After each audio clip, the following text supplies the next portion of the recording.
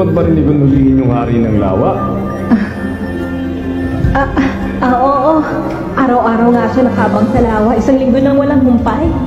Nangako ka kasi na pwede siya mag-counter-exam kapag nahuli niya yung hari ng lawa. Para sira ka ba? Oh? Kung 5 mga lalaki nga hindi kayang hatakin ng halimaw ng isang pampang, ano pang pag-asa ng isang maliit at payat na bata? Ayaw lang siya payagan itong si Mito na mag-counter-exam kaya sinabi yon. Nalimutan mo na bang ganyan kay David yung tatay ni Gun nang huli niya yung hari ng lawa noon? Hindi mahuhuli ni Gun yun. Imposible!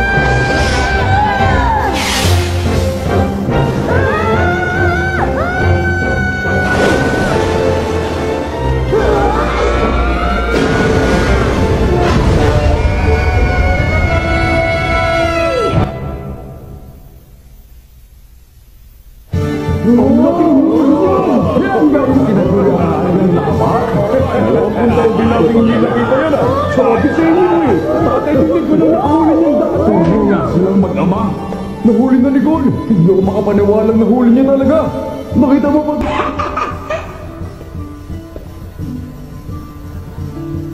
Tita Mito, kita niyo po? Natupad po ang kondisyon yung hulihin ng hari ng lawa. Ibig sabihin nito, pwede na ako mag-counter-exam, di ba? Di ba?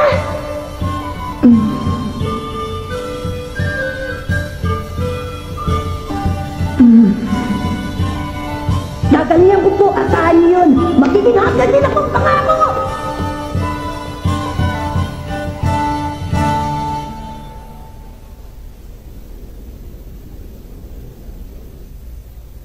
Siguro nga talagang nasa dugo nila yun ano. Wala pang ibang nakahuli sa hari ng lawa mula nung nahuli yun ni Jin sa murang edad na 12 anyos. At ngayon anak naman niyang si Gon ang nakahuli sa edad na 12 anyos din. Pareho ang sigla at kislap ng mga mata nila, hindi ba? Magkatulad talaga sila. Alam mong wala na tayong magagawa. Wala na makakapigil sa kanya.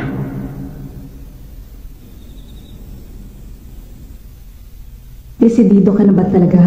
Opo.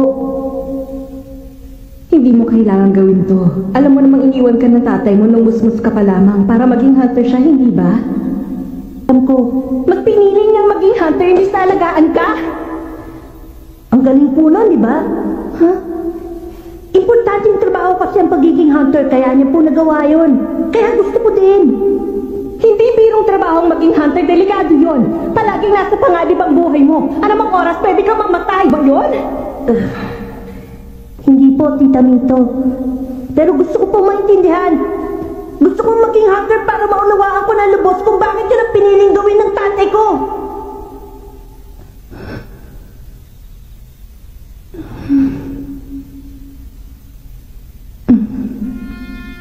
Ay, suko na ako. Mana ka talaga sa kanya.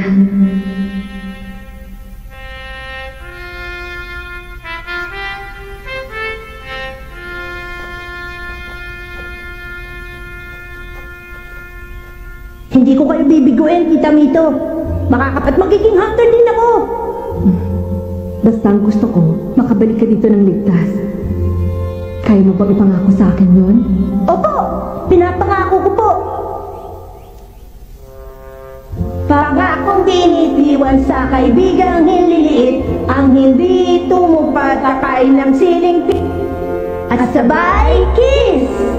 Choo!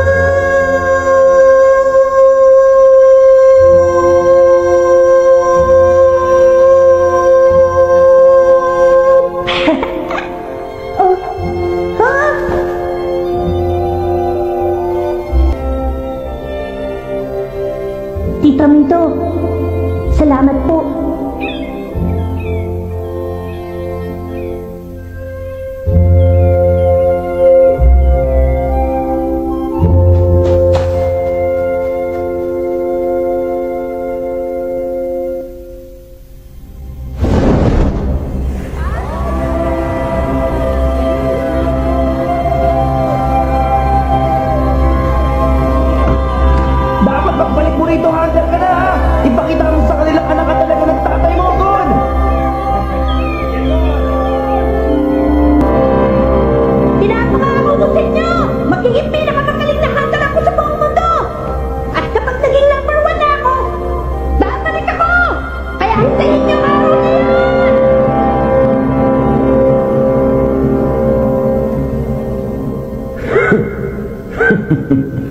Nabong mundo na. Walang respeto minsan po sa atin eh. Bawat taon, milyon-milyon mga aplikante mula sa iba't ibang sulok ng mundong sumusubok para makapasa sa Hunter exam. Pero mabibilang mo lang sa daliri ng kamay mo nakakapasa. Kaya huwag kang baka sisiguro sa mga sinasabi mo, bata.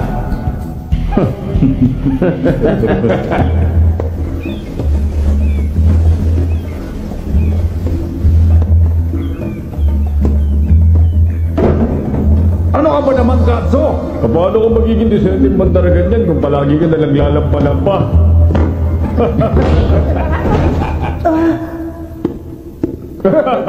Hoy, bawal ang tutulog-tulog sa trabaho.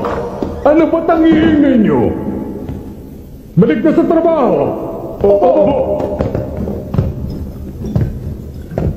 Ikaw, hindi mo ako narinig. Huwag kang babagal-bagal. Kilos na. Opo, Kapitan. Sandali lang, Juan.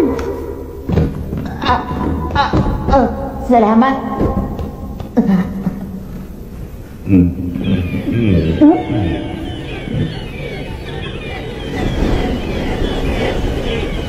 May paparating na bagyo. Paano mo naman nalaman yun, bata? Kasi ang sinasabi ng mga ibon. Talaga? At saka...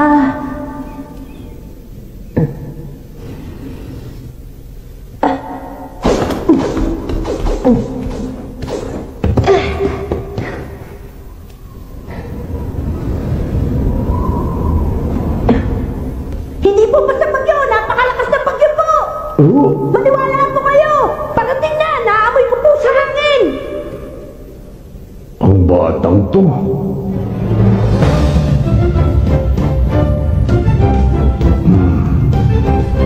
Ang mga matang yan, maaari kaya sa akin.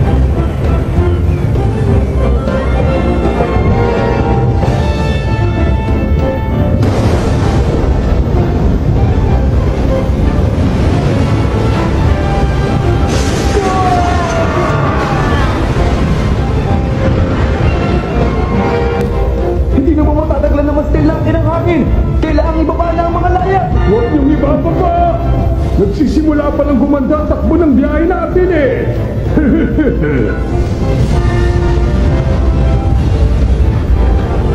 Kapit ng maigi.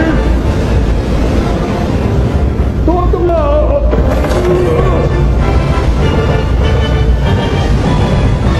Ipon na!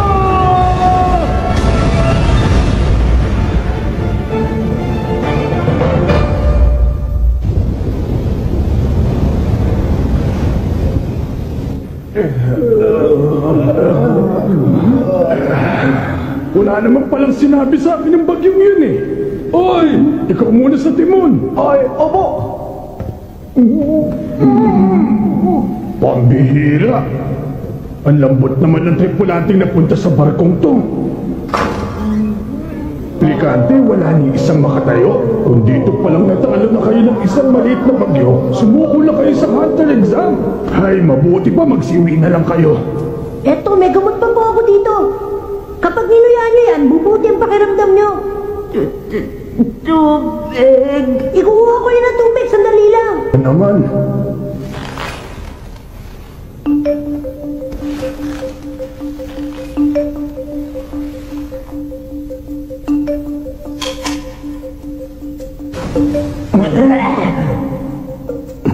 Ang asim naman sanas na to.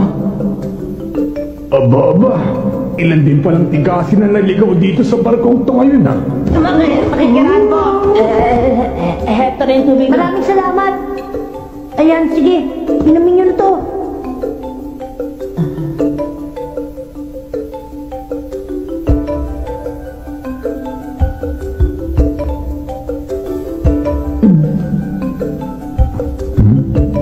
Eto na baso. Salamat ulit sa tulong, Kuya Kaswang.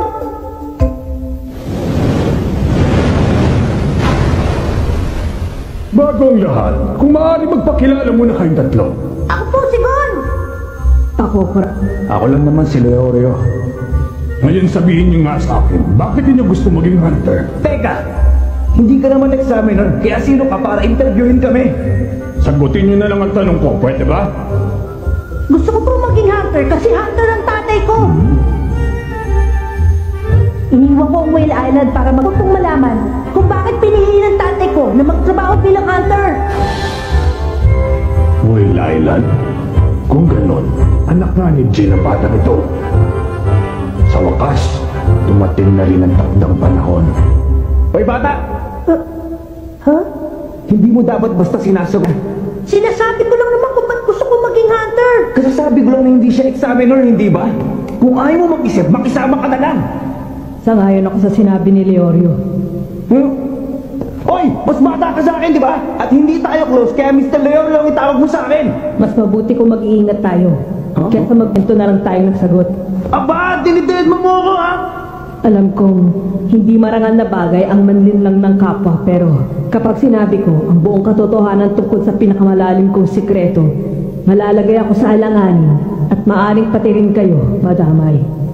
Kaya pasensya na, hindi ko pwedeng sagutin ng... Iniinis mo talaga ako, ha? Pwes kung ayaw niyo talagang sagutin ang tanong ko, walang problema. Narinig mo yan, Katsuo? Opo, Kapitan. Ipaalam mo sa examination board na may dalawa pa ditong aplikante na aatras sa pagkuha ng exam. Wait, pakiulit na. Ang hihina niyo namang nagsimula ng hunter exam pagtungtong niyo sa barkong ito. Ano sabi mo?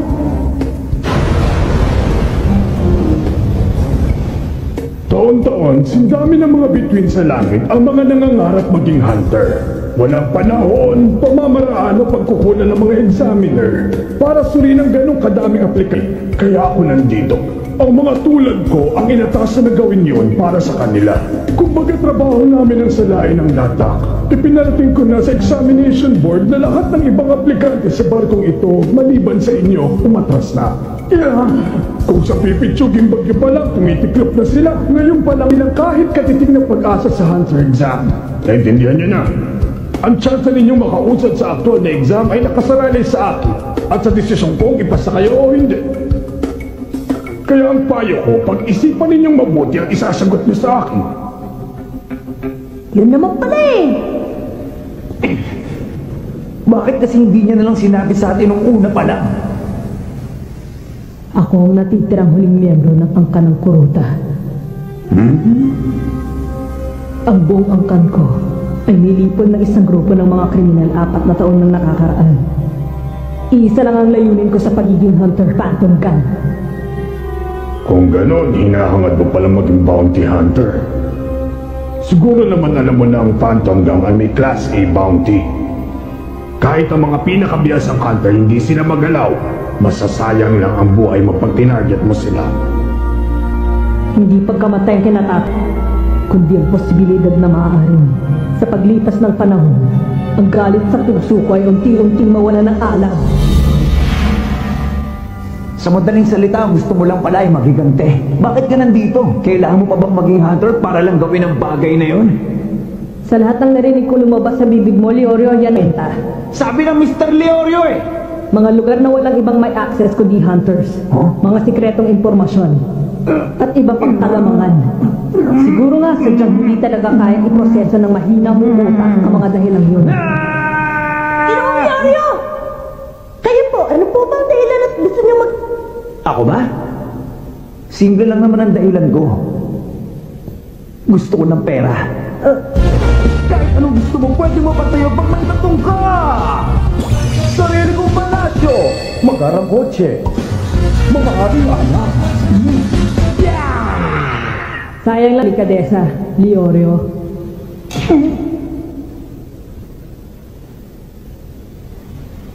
Naka-strike 3 ka na. Doon tayo sa labas. Wawakasan ko maduming angkan ng mga kuruta ngayong araw na to. Bawiin mo yung sinabi mo, Leorio! Bawiin mo sinabi mo. Mr. Leorio sabi. Oy, kayong dalawa! Hindi pa tayo tapos mag-usap dito! Bayaan muna natin. Dati po, may sinabi sa akin si Tita Mito. Kung gusto mo talagang makilala ang isang tao, dapat mo muna unawain kung ano-anong dahilan ng mga ikinagagalit nila. Napaka-importante pong maunawaan nilang dalawa kung bakit sila nagagalit sa isa't isa. Kailangan bayanan muna natin sila. Kapitan! Doon! Tingnan niyo po!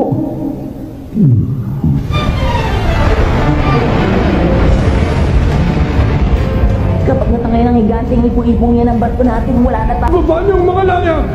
Opo, sama ako, tutulong ako. Sige, sumunod ka sa akin. Doon ka! Ako nang bahala dito! Opo! Todo liko sa kanan!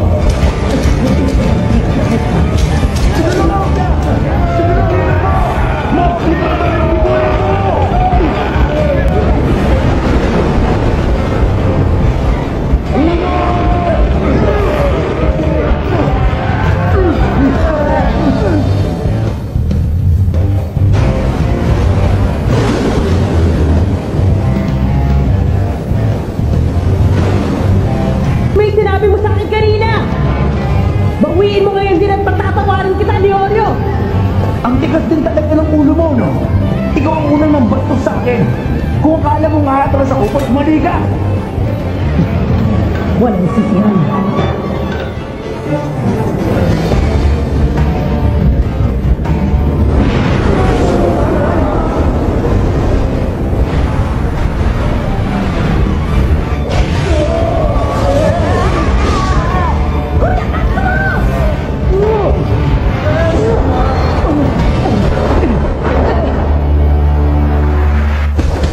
Kainis!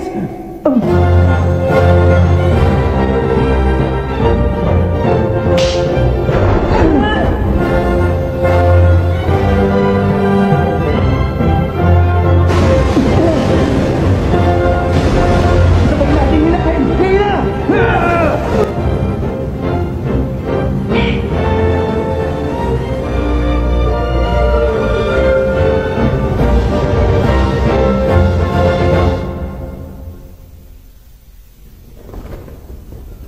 Baliw ka ba talaga?